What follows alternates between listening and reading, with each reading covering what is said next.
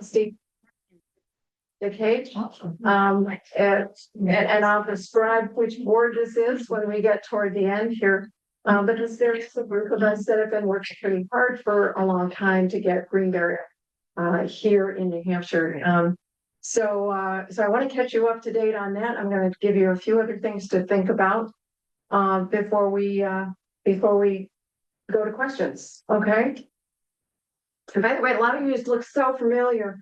My daughter actually has a place here in the summer, so all my little grandkids are around. So if you don't recognize me, just when you see the kids, you'll figure it out. So, all right. So I want to start by telling you about this gentleman.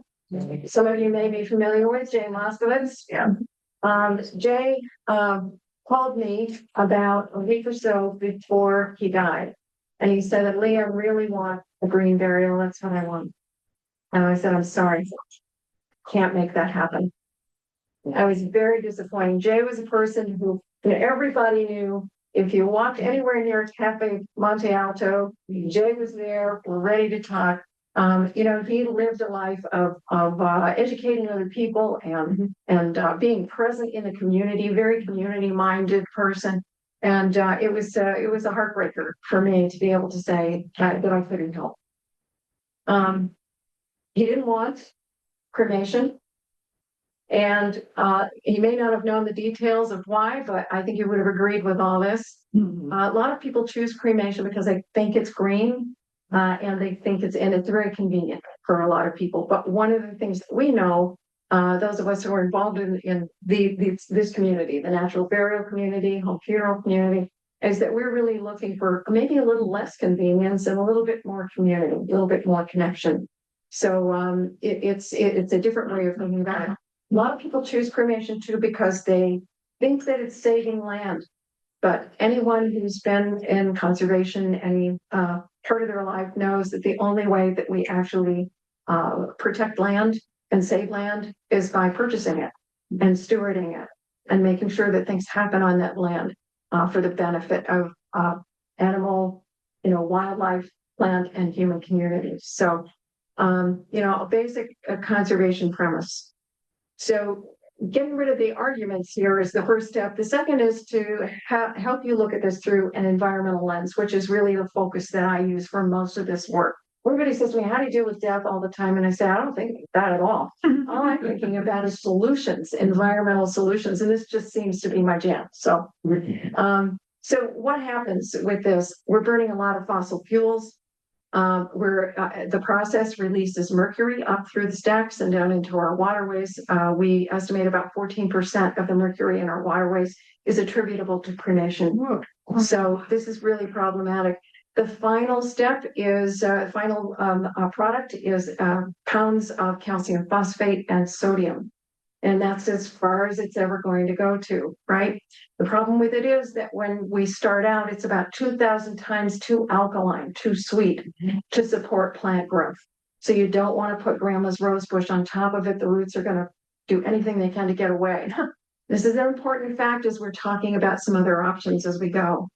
Another piece is that if we're spreading it around like these gentlemen are in this fragile alpine environment, then enough of it can actually cause phosphorus runoff, similar to what happens with farms and fertilizers going into ponds or retaining areas, and that can cause algae bloom, which then kills marine life. So we're very concerned about it. We've actually stopped whole enterprises that were going to put one en masse just a couple of years ago. We got on our horses road and we stopped this thing. It was 10,000 cremated remains per acre, and it was located right above the reservoir that fed the town. And it almost got through because the people who do the permitting and the planning and all didn't know these facts.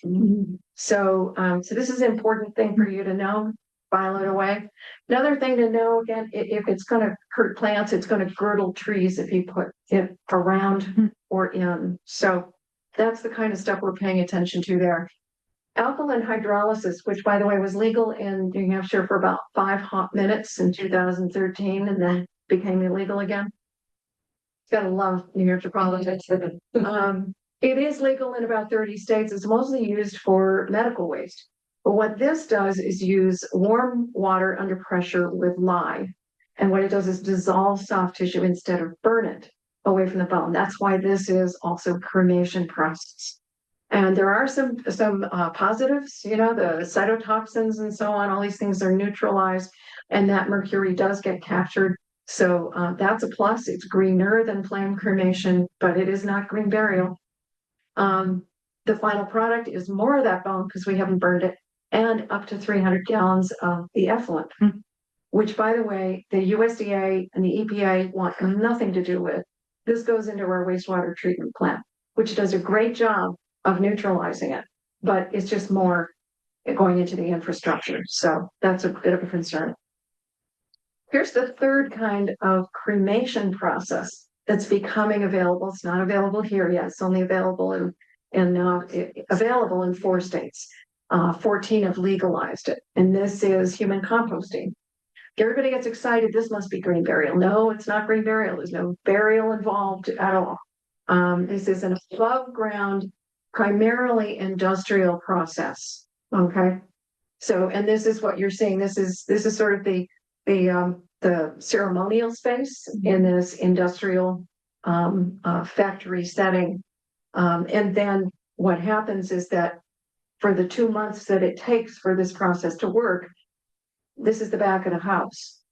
In between, about 30 days in, they take the bones out, they crush them, they put them back. So that's going to be in the mix. So the mix is feedstock, bulking agents. Okay, that's what they call them. And in composting, we want green and brown and all that good stuff. Well, the green is alfalfa. Alfalfa is grown in the United States in the Four Corners region, the Colorado River Basin, where we're experiencing a record drought. And 86% of the water that is coming out of that basin goes to livestock feed. Almost half of that goes to growing the alfalfa. So it's very resource heavy. Then we're going to take that alfalfa and we're going to put it in trucks and we're going to truck it all over the country so that we can have this base for composting. So lots of carbon outlay, big footprint, big resource issue. So lots about this that is problematic in the background. You don't hear about that when they're talking about it in the news. And the facility is terrific. It is humidity controlled, turns everything, does all this stuff, very, very high tech. That all works well, but it's a lot of maintenance too. Big issue on this one, similar to the other cremation processes. Again, we've got pulverized bone. We still have to get rid of that and all this other stuff. And this other stuff is a cubic yard to a cubic yard and a half of the wood chips that don't finish in this 2-month process. I have some in a little jar over here you can take a look at. You can see from here, this is what it looks like. But you can pick it up and look at it. You can open it up and take a sniff. It's got, I've had these for 5 years now and they are still not broken down. In the legislation in every state says that we're going to turn this human compost business to soil. I think you'll agree with me that it's not soil. This is where they bring it. They truck it out of those facilities to outside of the urban areas and they spread it out on the top of fields. So that's what's happening to it. A cubic yard and a half, by the way, or even a cubic yard, is about 3/4 of a ton of material. When Vermont was trying to decide whether they were going to be they were going to legalize it or not, they sent me the legislation and they said, would you proof this for us? I got to the line item where it said that any unclaimed compost material would go to the medical examiner's office in Burlington. It's located below the medical center, and it would stay there for 2 years until it could be sent anywhere. Now, this is the rule we have for cremated remains, right? And they back up, and we have to figure out what to do with them. But I snorted through my nose because I went to school there, so I'm thinking about those trucks backing up, and a full truckload of this stuff per person being held at the medical examiner's office. So obviously we fixed that problem. Again, EPA, USDA, they oversee compost moving from state to state and define what soil is. They don't want to touch this. Insurance companies are refusing. If cemeteries are saying that they will have this on their properties, they're losing their insurance because insurance companies don't want to cover this either. In veteran cemeteries, we have 3 veteran cemeteries in the country that have a pilot program. They will accept this, but only in the same amount as you would cremated remains. So we have a big disposal problem. Okay. Oh yeah, and by the way, not all of the places that do this facilities are high tech. There are some in the backwoods that do it with a plywood cradle and handle. So, this is New Hampshire. Think about it. Big gold standard of looking at all of these options is the carbon emissions. And you can see, I don't even have to read them off to you, but you can see if you start down here and look at conventional burial with a concrete wall, pretty significant amount. Alkaline hydrolysis, less than flame cremation. Greener, fine. Have no idea about what's going to happen. We can't get our hands on actual numbers for composting. But what we do know is that natural burial is the only one that sequesters carbon and also nitrogen and potassium and phosphorus. So that's why natural burial is the choice. Can you repeat that, please? What you just said? Which part? Just the last line. Natural burial is the only one that it sequesters. Yeah, it sequesters carbon and nitrogen, potassium, and phosphorus. Here's another way to look at this too. If we start with flame cremation, I've left prices off. I want to put them together for you. The shorter period it takes, the less expensive it is. All right. But by the time we get up to human composting, it's taking 2 months. That's $7,000. That's for the process. That's not for everything else that goes on. Particularly the $10,000 to $12,000 it might take to fly someone out to cross the country to do this. Not terribly green either. So time is also really a crucial element in determining true sustainability. And that's why Jay was looking for natural burial. He wanted no chemical embalming. He didn't want any expensive caskets, certainly didn't want a vault. And he just wanted his friends. I said he was very community minded. He just wanted his friends to be able to participate in this in nature. We get to the affordability issue here. Half the time Jay was living out of his truck with his dog. So, he didn't want to spend money on this kind of stuff. Average price, this looks like a big range, $50 to $4,000. $50. We've been talking to folks up in Benton, which is near on your way to Haverhill. They were charging $10 a plot, and they just raised it to a whopping $50 a plot. 4,000 is sort of the outside range for a conservation level cemetery that is going to be using at least half of those funds for conservation stuff. We'll talk more about that, but that's why the range, in case you're curious. The big one is this $360. In the cemeteries that offer green options here in the state of New Hampshire, we've got 14 right now. They're all municipal or religious based. So you have to live in the town in order to be able to be buried there. But the average price is $360. So stack that even up against cremation, flame cremation, and you see what we've got. So who else wants this? This is a really important piece. When I first started doing this about 18 years ago, there were about 5 of us who thought this was a good idea. But they started doing some, in different places, started doing polls. And even 10 years ago, we were looking at about maybe 30 or 40% of people were interested in the idea of a little bit better, an improvement, an environmental improvement. As of 21, we're looking at 91% of Americans who've expressed this interest and in doing this better. The 84% is people who they were asked if you needed to bury someone within the next 2 weeks or do something. They're the ones who said, yeah, if I had to do it right away, I want to choose this. The problem with this, of course, is that all those things that I just talked about in news reports and they think that those things are green burials. So I'm not really sure about that number. But when we get to the National Funeral Directors number, which is very recent, 68% of people globally think it's imperative that we start paying attention to the environmental aspect around after death choices. So this is huge. So I'm going to bring you into what the actual process is for the burial, and it's pretty simple. A guy that I used to work with, we were co-presidents of the Green Burial Council, which is a national organization that certifies cemeteries. I said to him, well, I'm going to teach this 12-week course on how to be a green burial cemetery operator. And he laughed hysterically. And he said, this is so easy. Dig a hole, put a body in it, and cover it up. And I had to agree with him, but at the same time, some of us are slower than he is. So I think it helps to see what it actually looks like. We're going to remove the soil by strata. So we're going to have, the really rich humus area, the top horizon, and then we're going to have microbial communities staying together in their various places. We're holding some organic finishing material. We'll look at that a little later too. We're using a biodegradable container, no vaults, no liners, pretty easy to do. And what we're going to do, we're burying at 3.5 to 4 feet.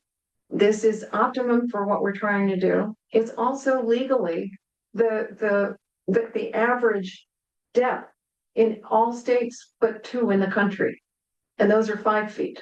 So I always tell people the 6-foot thing is maybe in a John Wayne movie sometimes. So it's really 4 feet. That's where all the good microbial things, coffin beetles do their thing and all that.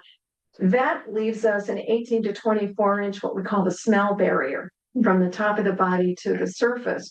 Animals can't smell that. They're not interested in that. Well, not all. The skunks love to dig up the grubs if you just, open it up. Otherwise, don't worry about it. It's not a big deal. This is all working. At the very bottom, you can see biomass. You see a little bit of it. We'll look at more in a minute, but we line the bottom of the grave with something organic, something that is going to create an oxygen trap. And any water, there's always water in the bottom, and everybody freaks out. We want it there. We want oxygen. We want all of it. We want to create the ideal environment. And it really helps when you're pulling the straps out too. So this is kind of the way the whole thing works. And I mentioned the animal disturbances, again, just not a big deal. People worry about water. Oh, but I got news for you. You're putting bodies in metal caskets that leach like crazy, and you're putting them in concrete that always cracks and leaks, and you're sticking that stuff in your local cemetery. That's the problem. We have studies from all over the world that tell us that it's what we put in the grave with the body that causes problems, not the body. So if we just go to minimize this and very simply put bodies in, we actually have what's called supercharging of the soil from that nutrient base. A lot of people ask, oh, I want to be a tree, plant a tree over my body. No, we're not going to do that because that doesn't work at all. We're trying to heat the ground up, not cool it off with a lot of water for your tree. But what we do know is that trees that are nearby will uptake those nutrients.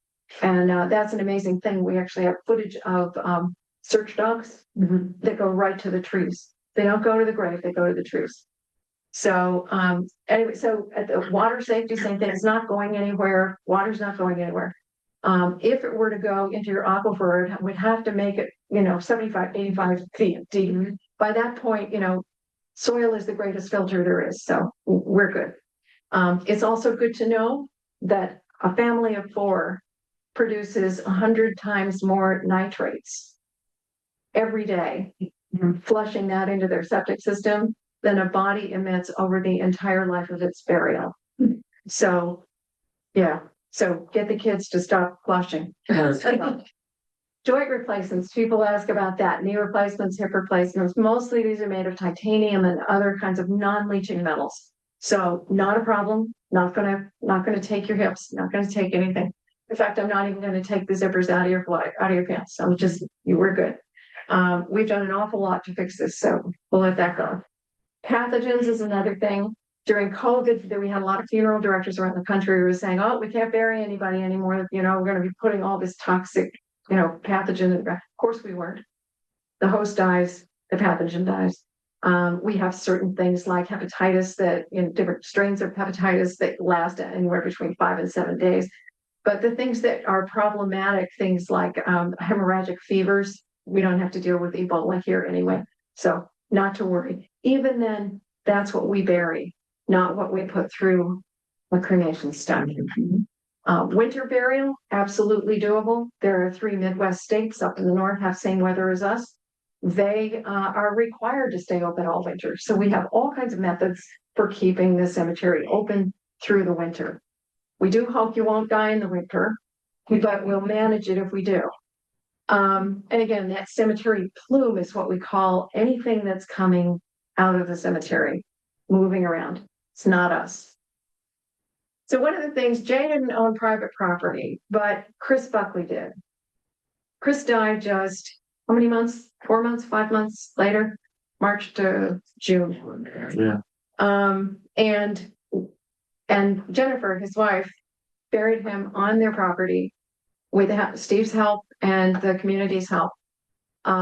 This is something I think if Jay had owned property, he would have wanted to do this too. But it's a luxury to do that. These are private cemeteries. They are legal in New Hampshire anywhere as long as you can meet these particular restrictions. They're for family members only, so you can't just open it up to the neighborhood. And it's about, you have to keep the grave about 50 feet from known water or state highways and 100 feet from buildings, schools, and that type of thing. Most of us, we might be able to manage this. You are going to have to let the trustees in the town know. They add it to their cemetery inventory. And you're going to provide a public right of way. You're going to make a map. I always call it lipstick on a napkin, and you just make a little X and a dot, dot, dot, and a treasure box over it. And you're going to have that. You're going to add that to the property deed that you're going to update. And it's a real estate disclosure issue, right? We want people to know if they're going to buy your house, we want them to know where the bodies are buried. And the thing is that when you do sell your house and you have a body on it, it doesn't impact the price of the sale. It's just like having a swimming pool and having somebody say, oh, I don't want a swimming pool, so I'm not going to buy that house. It's kind of the same thinking. In fact, we have people who really love the idea of having a family cemetery because it's all those new relatives that don't talk. And you can bury on that property in that cemetery. So it works that way. Zoning is important too, although we don't have a lot of zoning. So not that big an issue for us.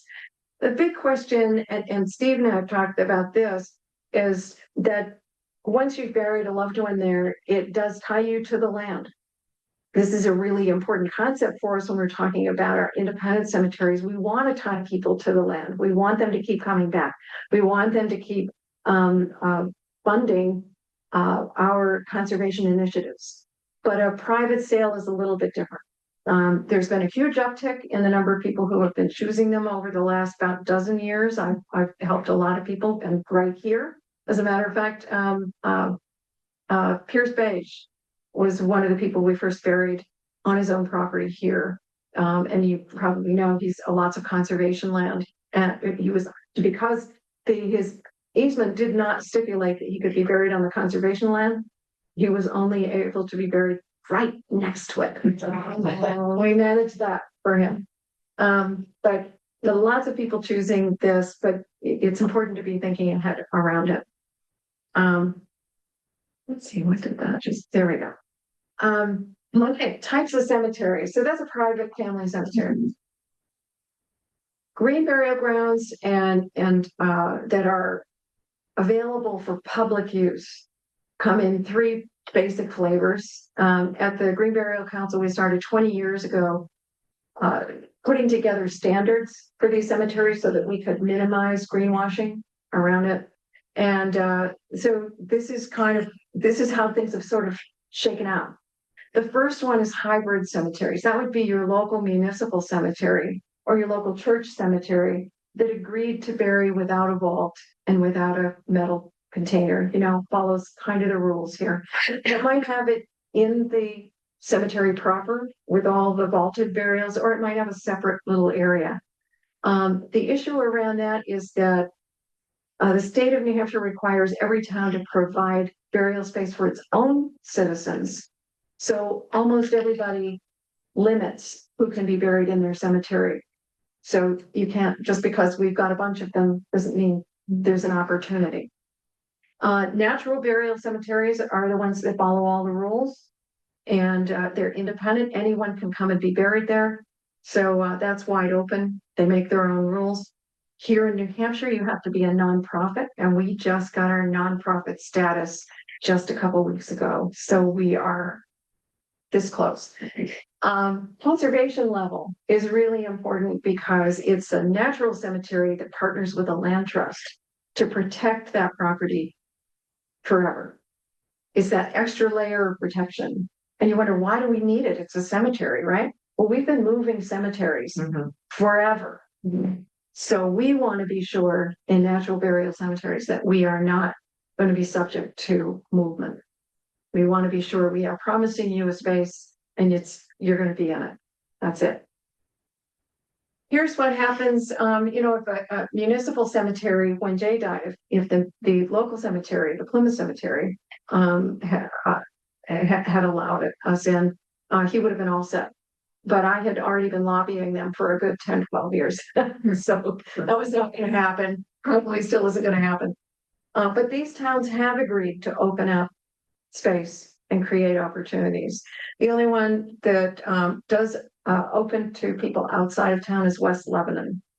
But it is just a standard cemetery. There's nothing, it's just being buried in a standard cemetery.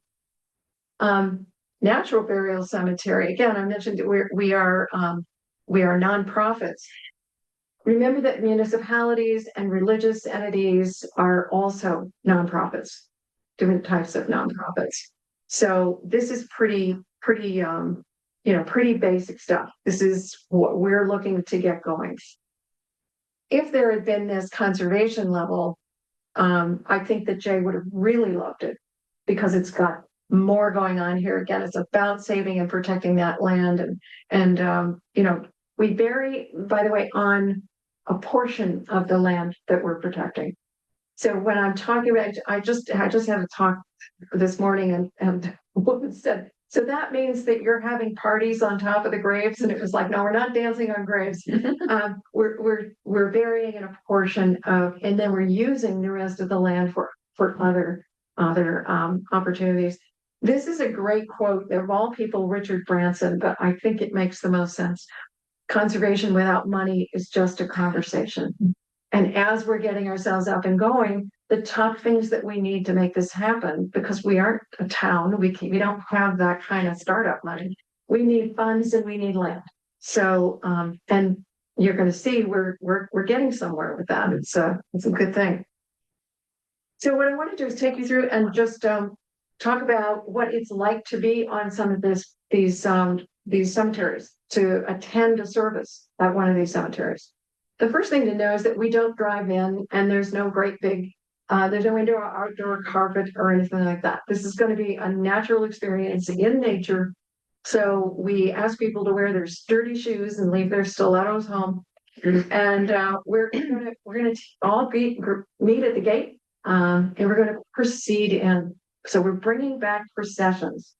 Part of what's happened with funerals and with death in general is that we found multiple ways to distance ourselves from this experience.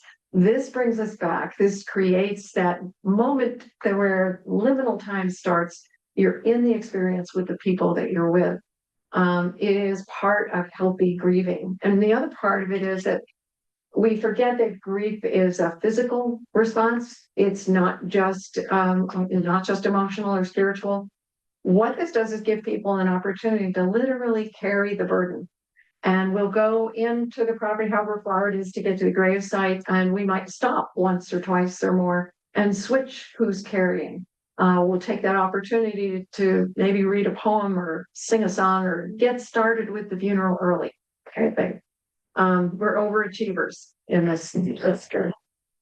We're going to transport people in if they can't walk. One of the things we're really concerned about is access, financial access, and mobility access, all the different ways, right? Environmental justice, social justice, they all live in the cemetery here.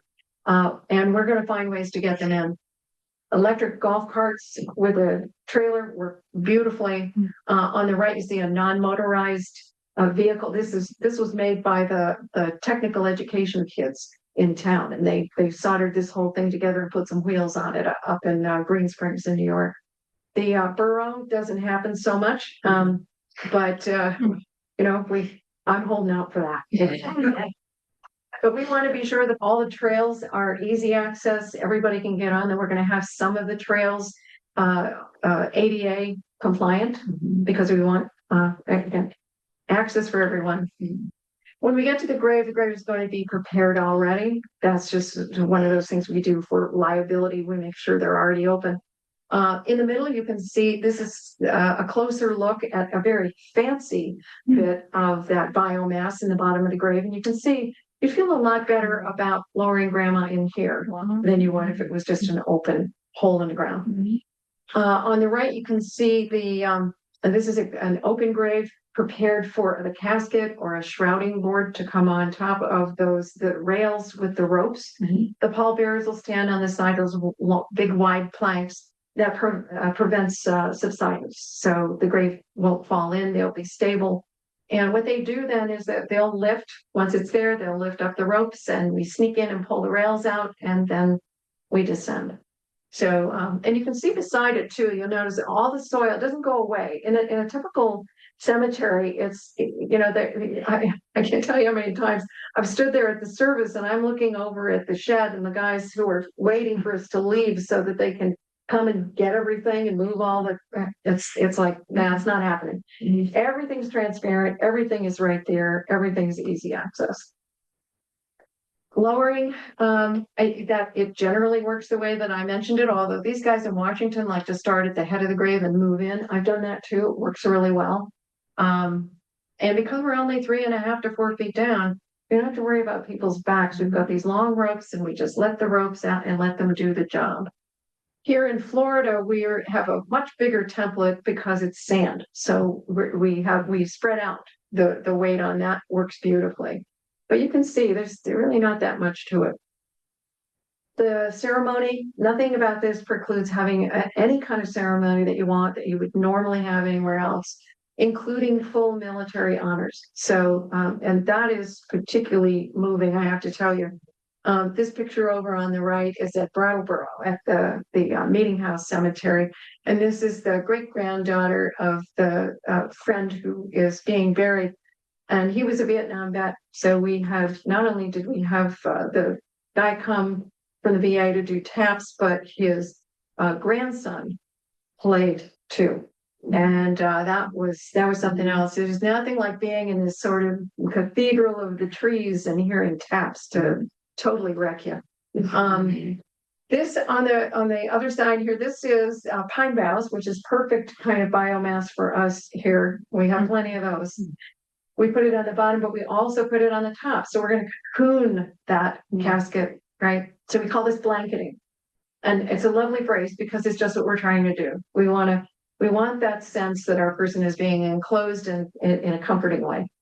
Lots and lots of shovels, because as you can see with the great-granddaughter here, she picked up, her shovel with her little tattoo and her rain boots, and she never stopped digging and filling the grave at the end. It was her job and nobody was getting in the way. We finished the grave by mounding all that soil on the top. So not only do we have that 18 to 24 inch smell barrier, now we've got more soil on top. Nothing's getting in here. And then we're going to put whatever kind of that material that we were saving. Mainly we're putting it over the top because if we have a weather event, we don't want the erosion of it. We don't really need it, but that's what it's for. And it's lovely when it's your last backward glance that you're leaving a mound that looks beautiful. Now, this is a lot of hothouse flowers and stuff. I kind of object to that. These are from all over the country, so you can see everybody does it differently. Here in Florida and in Pennsylvania, we have a little simpler aesthetic, and you can see pretty basic. This is in preparation for then bringing in native plants, restoring native plants, whatever our conservation plan is for the entire area.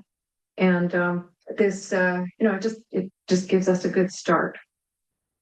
So a lot of people are concerned about green burial. They get this idea that we're just going to put people in the woods and we're going to walk away, and that's going to be the end of that.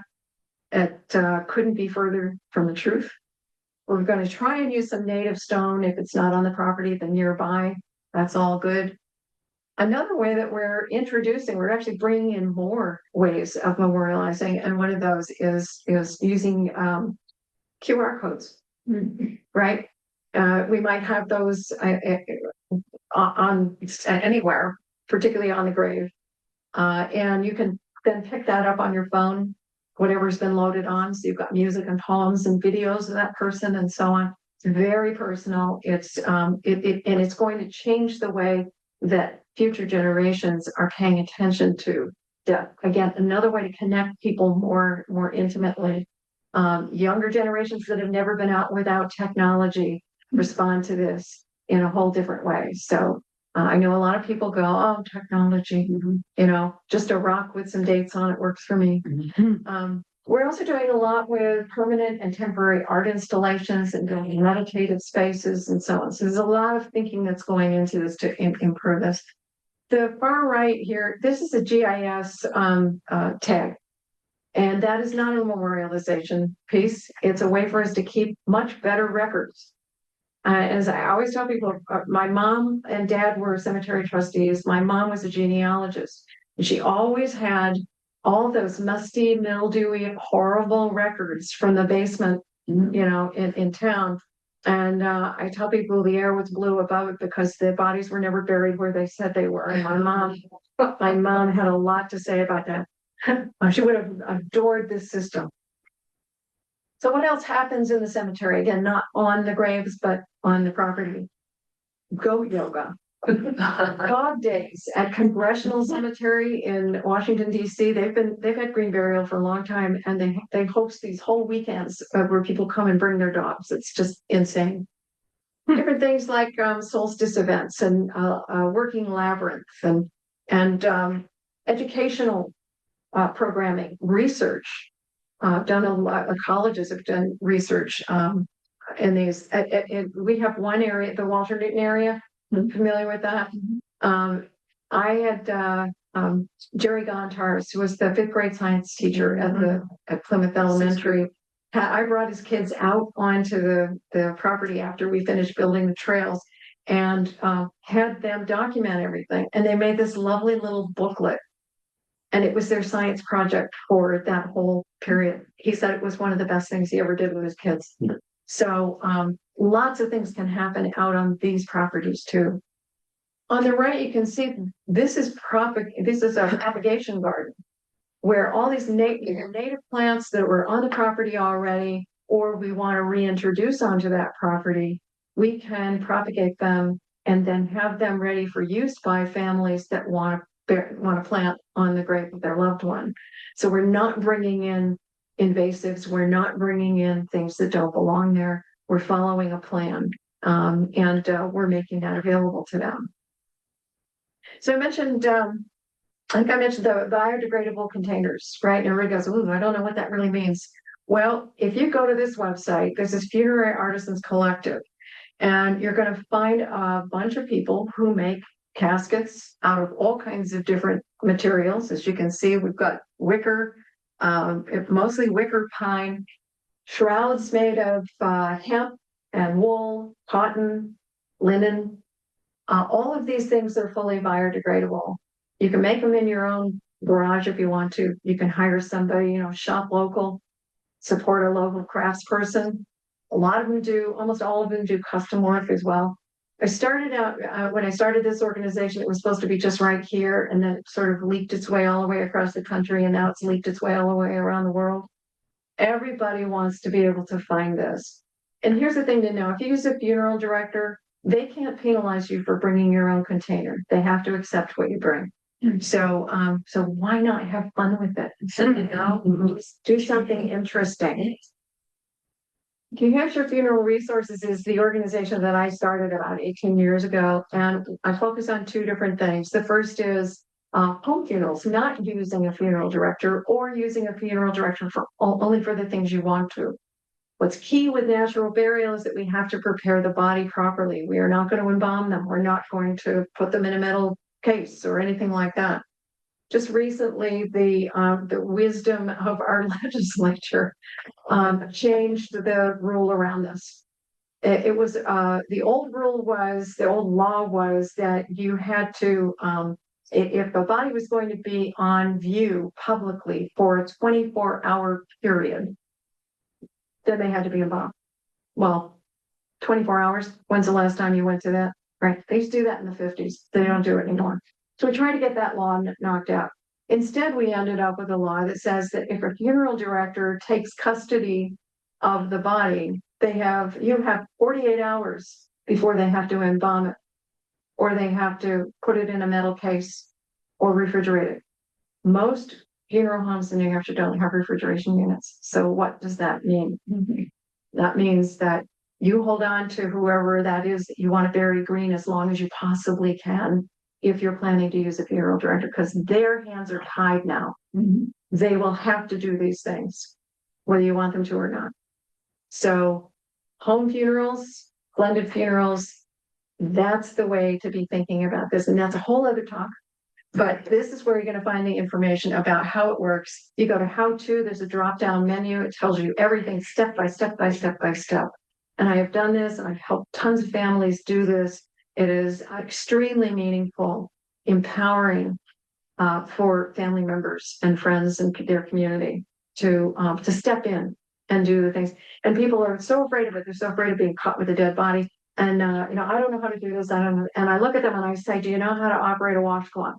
And they go, oh, yeah. I said, okay, I think we're going to be all right. And let's go. And we're in it about 2 minutes and they go, oh, okay, you're right. This is actually something I want to do. And by the time we're done, we have changed that experience for everyone. Even if it's a tiny thing, even if it's just washing hands and face, it's more than we've been doing. We have that innate knowledge. We just have to tap it again. So you're going to learn a lot more about that. If you go to green burial, you're going to have a drop down. And it's a lot about green burials here in New Hampshire, but in it also is the master list of green burial cemeteries in the US and Canada. And I've been keeping this since 2014. All the major organizations in the country use it. The funeral director people use, everybody uses this list. I just hit 499. I'm about to hit 500, and it's going to be our cemetery that we are building. There you go. This is an organization that Steve and I are on. This is a statewide organization, Natural Burial New Hampshire. What we're going to do with this is raise funds to support those local cemeteries and help them get up and moving. We also are put a lot into educating people about all of this. There's one place you can go to on this website called the Document Library. Go there, you're going to see tons of stuff directly for you and directly for funeral directors and directly for conservation people. And so we're trying to target everybody, make sure all the hands know what the other hands are doing. But that is going to be the key. And we are always looking for volunteers. And you can see this is actually a work party that we had recently up in Benton, where we are building a cemetery. And these guys showed up. We asked for some Boy Scouts to come help us with trail work, and the Boy Scouts couldn't come, but the Boy Scout leaders, boys, said, oh yeah, I'll help and we'll bring some friends. Well, they show up, and from the front, they're the kind of kids you don't want to see on a dark alley. All the gamer guy look, they were absolutely delightful, and they had so much fun building that they're coming back again on this Saturday to do more. There's so many ways to get involved with this if you want to see it happen. It's not just about the money, although we'll take that too. But advocating for all of this and getting out there and getting physical is really important. And of course, good boards of directors make things happen. Those two things I mentioned before, it's the land and the money. So those are the things we really do need to pull in to make this happen. But here's what's happening. We've got, I think, 9 possibilities right now. 8 of them are in the talking stages, various levels of talking stages, but it is looking pretty promising in several of those. But the one up here under C is in Benton Flats, and that is happening. We're on our way. The organization that manages that, the one with the C13 that we're all on, is called White Mountain Conservation Burial, and we will have the ability to support all of those cemeteries that are coming in. We can be that central hub, and then have field people out doing the work where they are. So this is another organization that is local to us right here. So we have the statewide. This is local to us, and this is Oliverian Everlasting Natural Burial Ground. This is a 29-acre donation to White Mountain in Benton Flats. It abuts the 800,000-acre White Mountain National Forest, as you know, on one side, and it's also protected by the state of New Hampshire on another side.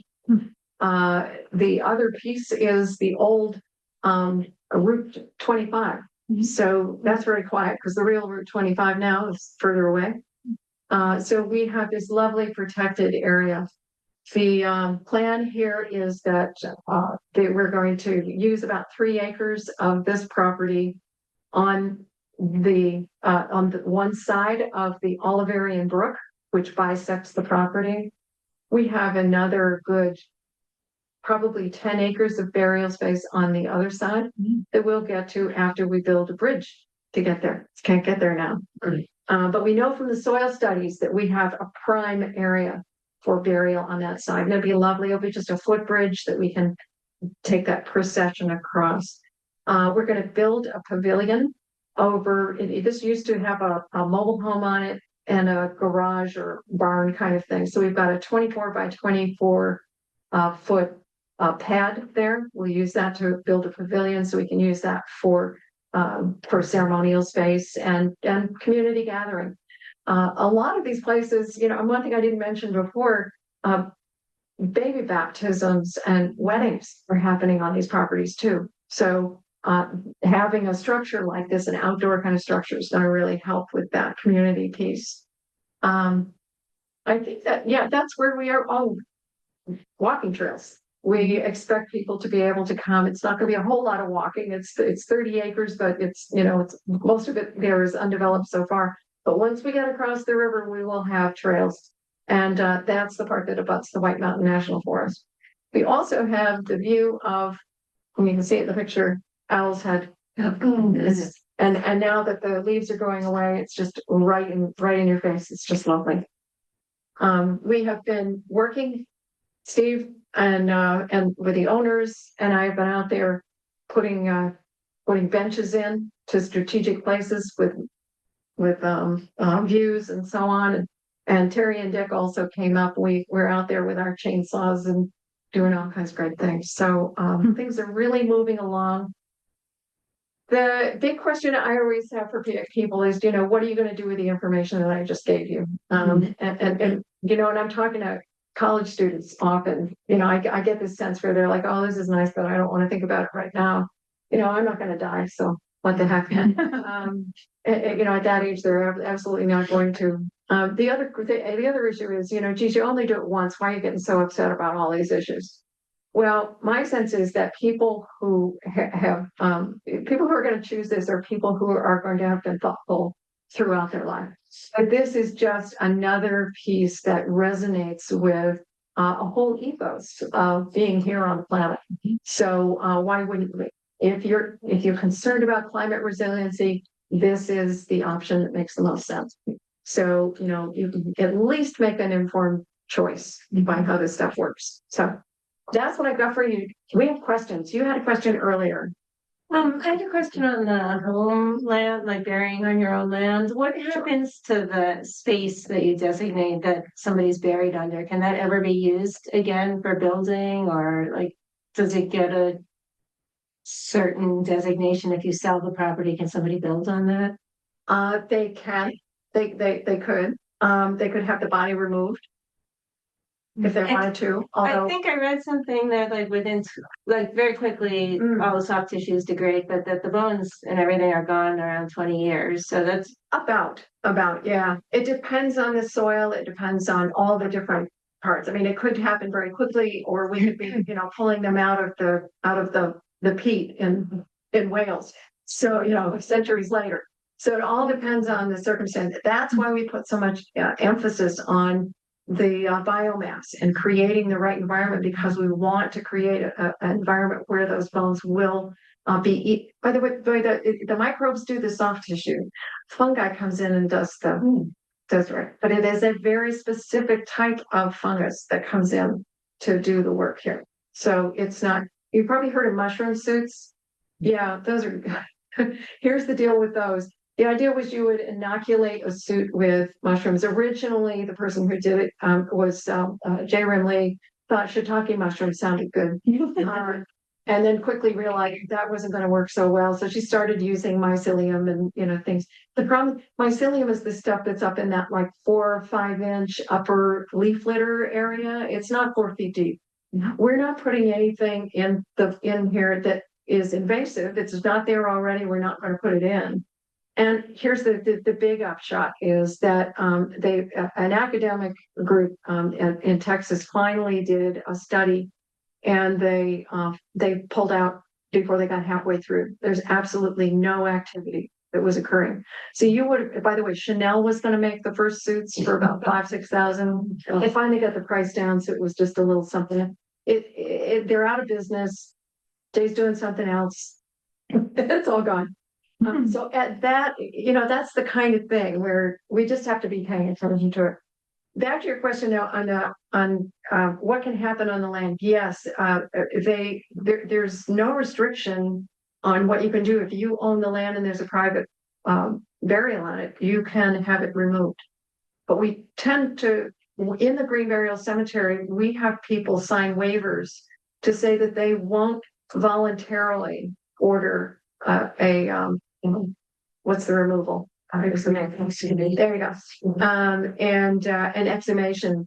The state can do that, but that's under very extreme circumstances.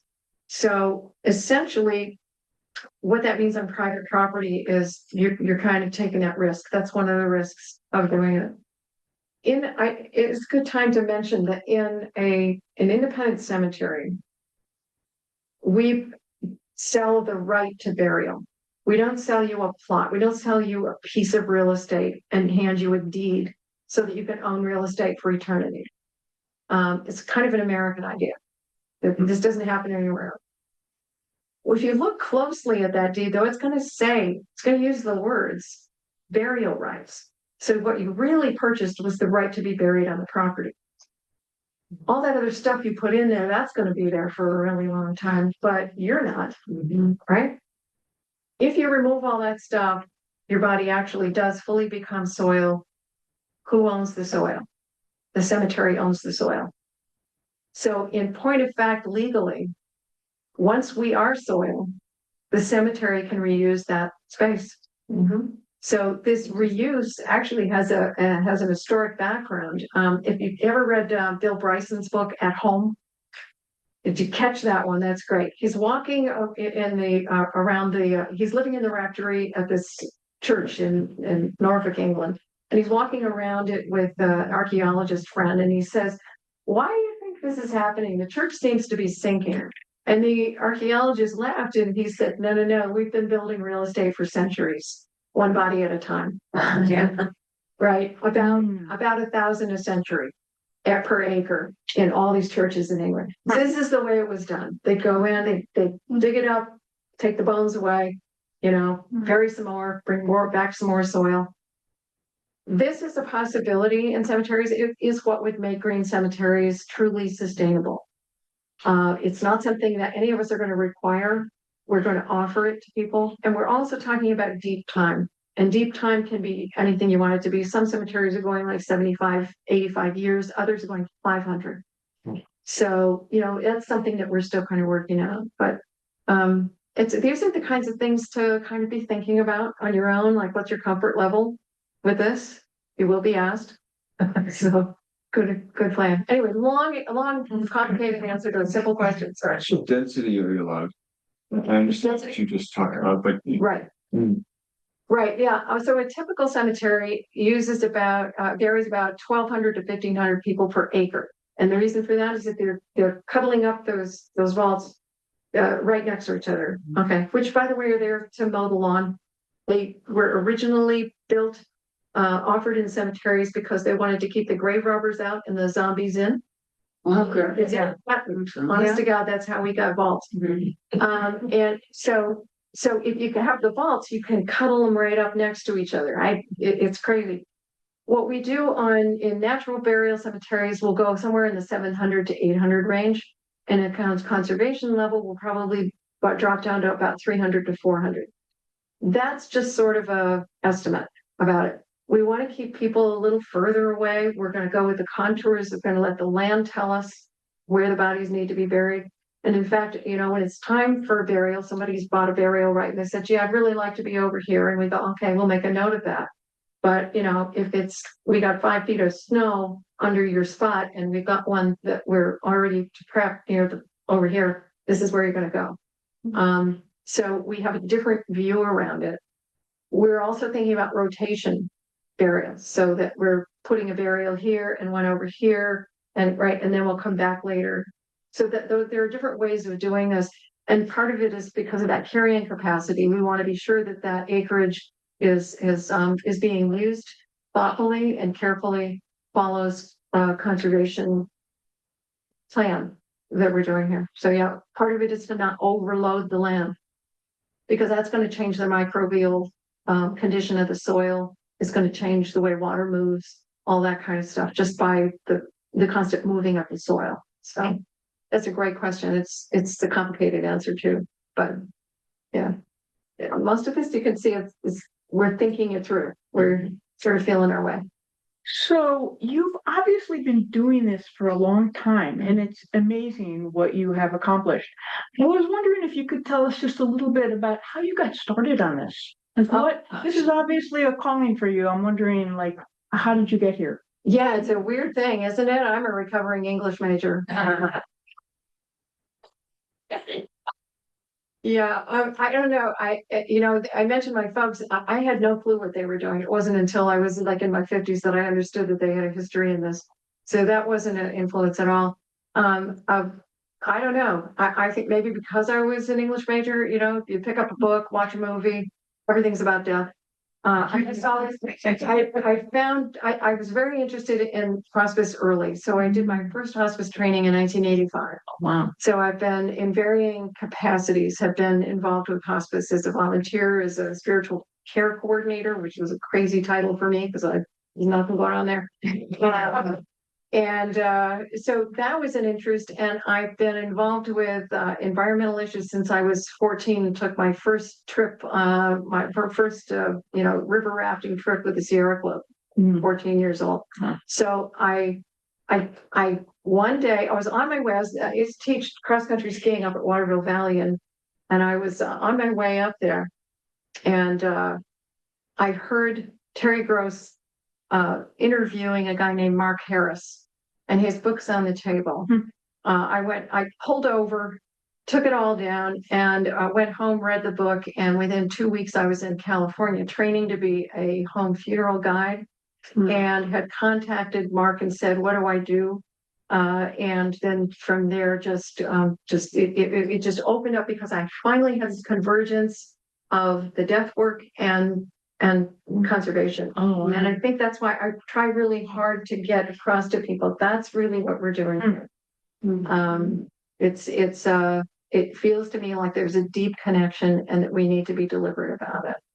Thank you. Yeah, in between there, by the way, I did development work. So when I got to all these organizations, it was easy to run them because I had the skills. Wow. Everybody else just wanted to talk about how much they, loved death and wanted to talk about it. And I was like, we got to get things done. Conservation. So that's why it's all there. Thank you. I just had a question. I was thinking about the hole digging and how beautiful that hole was all nice. And I'm thinking about my property. I can't put a tulip bulb in it. I don't know. So I was wondering on, in your great wealth experience and you're talking about the wonderful sounding place up north. We got into bringing in heavy equipment around here a lot, it's a granite state. So how has that picture looks so nice. Yeah, that was that. It's got a lot of red soil from the Carolinas. How does that play into it? Yeah, it'll be interesting. In fact, part of what we do when we're looking at this is that we're looking at the US, geological surveys to see what the soil looks like. If we have a good feel for what the soil is, we'll know. We're going to go dig some test pits. We want to be sure that we've got it. Mostly we want to do hand digging, but if we need to, we will bring in light machinery, bring in a little cat or something. Here's the reason we use that big heavy machinery in the big cemeteries. They've got the really big diggers. They use those in order to help move those big, heavy vaults. And then they have the vaults down so that they can move the machinery over them. And we get rid of the machinery, get rid of the vaults, and we can actually scale this down a little bit and make it work. Your question though is, yeah, you're going to run into rock, you bet. If it's a big enough rock, we're just moving it down. We're going to keep going till we can get it done. Which is again high, 300 and 400 people per acre. I have the luxury of moving this over to the beach for 6 years or whatever. Yeah, and we can be flexible. But you're right, it's backbreaker. That's why we're only going this deep. Any other questions or thoughts?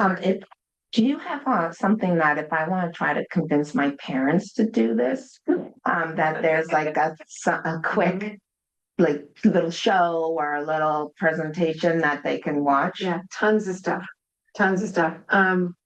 You'll find almost all of this. If you look over on the table, there are 5 different rack cards. Catch the one for we have mineral resources, and you're going to find all kinds of ways, just tons and tons of resources. You'll find something, I'm sure. Okay. It is really important though, it's a conversation, because if you really want this to happen and you tell your kids or whoever's going to make those decisions for you, write it down, have the conversation, and then have it again 12 more times, because you want to, and get them the info. One of the things that I've done frequently is gone to people's homes. You'll have someone who wants to be buried on their property, or they want to have a home funeral and whatever they want to do. And I'll go and meet with them and their family members or their friends or whoever they want to have be part of this. And we go over all these details. We do kind of so they can write it down. Everybody's in agreement. They get to ask questions. We'll even do a mock, bring my massage table, and we'll do a little, put somebody in it, wrap them up, carry them around the house. So we know that, everybody can do what they need to do. It reduces all the stress. It educates everybody at the same time. And again, it empowers families to be able to do this themselves. An experience like that is helpful. Yeah. So if I want to do this, I want to be proactive and where I live, the home burial is not possible. Yeah, I'd love it, but it would not work. How do I love the idea of Ben classes to drive by it all the time. How do I make this set it up so that my family not only knows I want to do it, but I have it things to do. Yeah. We're going to have, basically what you do is call us up, and we'll walk the property together. We'll go over documents that lay out what the process is, teaching tools that you can use with your family. And then a contract that lays out what all the rules are, and how this is all going to work. After that, it's up to you. We'll give you the tools. You have to have the conversation. Oh yeah, I can put it in my trust. Yeah, I can make that happen. But are you guys ready for that? Yeah, we're not yet. We just got our stuff yesterday. So basically yesterday. We aren't selling plots yet or burial rights yet, but we will be fairly soon. It would be good for me to open a bank account. We weren't expecting this to happen for months. Yeah. So we were doing a lot of other things to prep, but we hadn't gotten ourselves ready to actually. Is there any other place in the area, or do it? This will be the first in the state. The churches in this area don't do it. Oh, well, that's different. This is an independent green burial ground. But Yes. Yeah, you mean, you can check, but as far as I know, Holderness isn't, Plymouth isn't, Yes, that would feel good to me. yeah, we want to get it done, yeah. From a practical standpoint, you die right now. What sort of time frame are you looking at that someone has to pick up? Stored, Right. whatever, change. Right. That's all going to depend on your family dynamic, how long it's going to take for people to come, if you want to wait. Chances are good we'll be able to do this very quickly once we're up and going. I mean, Jewish burial, we try to do before sundown. We will be trying to honor that for everyone. You don't have to be Jewish to have special things happen, or Muslim or Quaker. It's fascinating to me that all of these faith communities have retained this as part of their doctrine and their practice. But anyone outside of that is forced to buy a vault and forced to do this and that. Is just kind of crazy to me. So we're going to do our best to be sure that we open that access for everybody. In terms of timeline, even if you need to have your loved one home for a period of time to get paperwork done, to again get everybody where they need to be so that we can manage this. Read through how to hold the body, how to cool and bathe the body. You can stay in Britain. It's fairly common for people to stay in the home for about 2 weeks before they call the undertaker. Up to about 2 weeks. Other places, we did. I know people who have worked with Buddhist community members, and they don't want to be touched for 3 days, and then more things happen. So delay is not a problem. We have the tools. We can do that. Clean and cool is a rule. But as far as the cemetery is concerned, we will honor anything. We will be prepared for it. So let's say it takes a week or 2 weeks. What do you have to do with the body? And then how much time do you have to before, I don't know, decomposes or smells or? Yeah, if you keep a body clean and cool, depending on the circumstances of the death, okay, that's the first thing I should always say. If you're on hospice, things are going to look different. If you haven't eaten in 2 weeks, it's going to look different than if you died on the way home from a 4-course meal. It all depends on where you're starting. So that's kind of, and we know you and your 4-course meals. We'll just that's your circumstance. But yeah, we take all that into account, and that's gonna define for us when it seems like it's time to go. Usually about 3 days. 3 days is that's when the body starts to tell you, okay, this doesn't feel like mom anymore. This doesn't look like mom anymore. So we're just gonna apply common sense to that. It's just keeping clean and cool. And here in New England, that's usually pretty easy. You just open a window and we're good to go. I had one woman, this was lovely. She had contacted me before. She had been taking care of her mother for about 25 years. And her mother was on the hospice service. She turned 100 on the day that she died. And she spent the weekend. I love this part. She spent the weekend, she opened a window to keep her mom nice and cool. And she put a parka on and made some popcorn, and they watched black and white movies together for the weekend, because that's what they've done for 25 years. She said it was the most meaningful part of all of it, was getting to spend all of that. And I said, somebody asked her why did you do that? And you had had it for 25 years, and she said, I wanted a little more time. She also said to me, I'm really glad you told me that trick about cutting the nightgown up the back and just sort of slipping it around the body instead of trying to get her in it. She said it's the first time she hasn't fought with me in 25 years. We have plenty of time. We can manage all of it. We always did before we had professionals. Yeah, we can do it again. I'm just wondering if the towns have the hybrid option. What would it take as we try to get more towns? Since obviously what you're doing up north sounds wonderful, but we'd love to open up more local options too. So what are the steps for that? Like a Sandwich doesn't have any, but I feel like Sandwich would be open to it. I just walk in and say, hey, we have to remember that we we elect our cemetery trustees in New Mhm. Hampshire. So it's on us to go to those people that we've elected and say, here's what I want to have happen in my cemetery.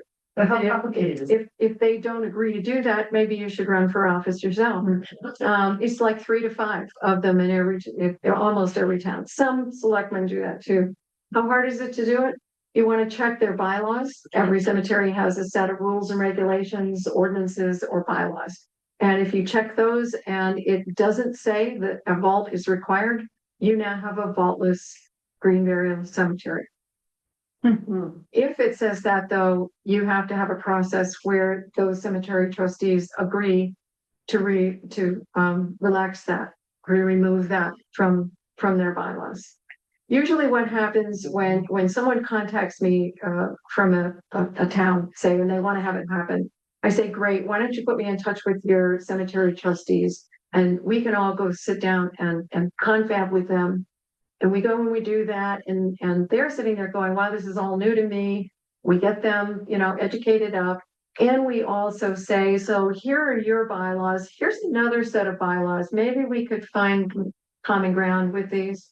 We sit down, we work those out, and their cemetery is usually, the sexton is really important in this process because they're the ones who understand maintaining the cemetery. They understand what their equipment can do and what it can't do, all of that kind of stuff. Most of the time people ignore them. I make sure they're right in the center of the room and I direct most of my questions to them because they're the ones who are doing the actual work. We get them on board, we get the trustees to do what they need to do, and we're there. That's how all these 14 happen. So mostly it's just a matter of someone has to go ask, and it's probably not, Yeah. it's a pretty New Hampshire kind of thing. It's the same way that we got home birth going in New Hampshire. Yeah. Everyone's like, well, yeah, we were all born at home. Yeah. And That's exactly how it works. Yeah. Yeah. So you're all gonna run for office now? All right, well, I'm gonna let you go. I think can you just explain their samples over here? Oh, sure. Oh, the samples, yeah. So if you look at these little